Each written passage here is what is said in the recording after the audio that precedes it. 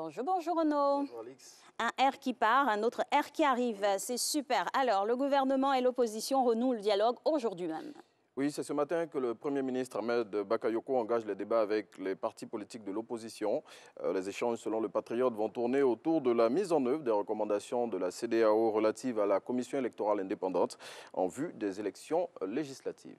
Et on a une nouvelle d'un dignitaire du plus vieux parti politique de Côte d'Ivoire, M. Maurice Kakou Gikawe, évacué en France pour des raisons de santé.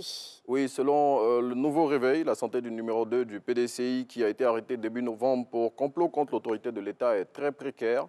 Le confrère livre en exclusivité dans son numéro de ce jour le film de son évacuation dans la soirée du samedi au dimanche. Et notre élection qui pointe son nez à l'horizon, à savoir les législatives, le RHDP rassure ses militants. Devant le nombre pléthorique de potentiels candidats de sa formation législative et les incompréhensions que cette situation suscite au sein de ses militants, le RHDP, par la voix de son secrétaire exécutif, a tenu à rassurer ses militants. Selon Adama Bictogo, qui est cité par l'expression, les choix des représentants du parti à ces élections seront ceux de la base. Et le tristement célèbre trouble-fête de cette année 2020 continue de faire des victimes. Vous voulez parler du coronavirus? Bien évidemment. Qui, selon le ministre de la Santé et de l'Hygiène publique, continue de faire des victimes en Côte d'Ivoire. Aka Awele l'a annoncé après avoir reçu le prix du meilleur artisan de la lutte contre la Covid-19 en Afrique. Il a profité de l'occasion pour inviter une fois de plus les populations au respect des consignes et des mesures barrières. On va en parler en cette fin d'émission, à savoir les finances. Et sur ce conducteur, nous avons une note également. On s'intéresse donc aux informations boursières avec le Sénégal qui a levé à plus de 27 milliards de francs CFA ce vendredi.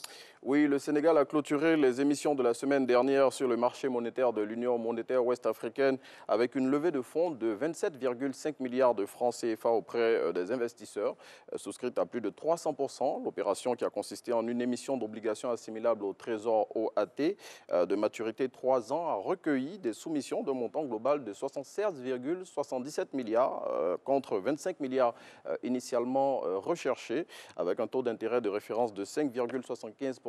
Le prix marginal de l'obligation est ressorti à 10 030 francs CFA et le prix moyen pondéré à 10 053 francs CFA. Et l'univers prochain est générateur également de revenus, à savoir le sport, le taekwondo précisément. Le président de la fédération ne briguera pas un 4e mandat. Oui, Maître Bamba Cheikh Daniel a annoncé son départ de la présidence de la Fédération ivoirienne de taekwondo ce samedi, selon l'intéressé qui est cité par le quotidien Le Matin. Après 12 années passées à la tête de la fédération, notre mandat serait de trop.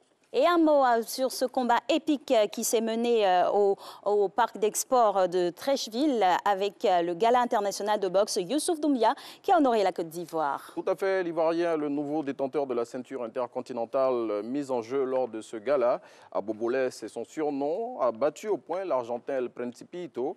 Annoncé à grand renfort de publicité, ce gala, selon l'Inter, a tenu toutes ses promesses.